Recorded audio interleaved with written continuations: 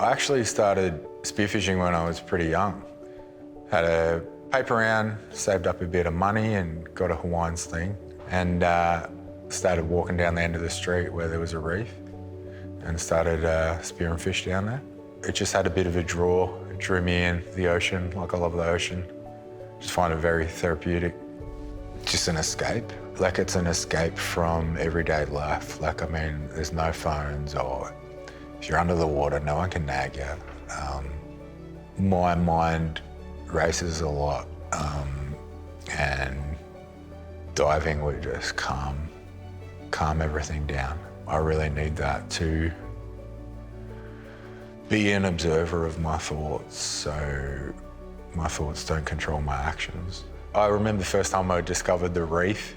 Like I just always noticed this shadow in the water.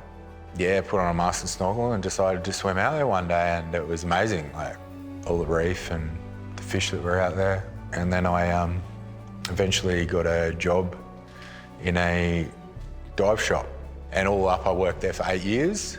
Over that time, I was the vice president of a spearfishing club. I did competitive spearfishing, got a sponsorship.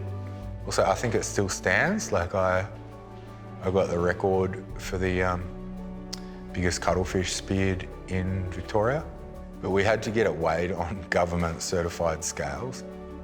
So I ended up having to take this thing into Woolworths at the deli and get it weighed by a guy that was working behind the deli counter with ink going everywhere, all over the counter and making an absolute mess, and then get this guy's address and details to put him on the paperwork and get other witnesses, and yeah. We were eating it for the next week and got a bit over cuttlefish, eating cuttlefish that week. 1 in 4 Australians will struggle with alcohol, drugs or gambling in their lifetime. Just one part of Baden's story is his lived experience with drug addiction, but it's often the only part that people choose to see. Right now, roughly 500,000 Australians living with addiction are unable to access the support they need due to a lack of available treatment or fear of judgement. People shouldn't be defined by their substance use. I'm a father, I'm a grandson, I'm a brother. Addiction shouldn't define you as a bad person or a weak person. Addiction's just a symptom of some underlying issues. Given the right support, we can offer a lot, which is what I'm trying to do these days.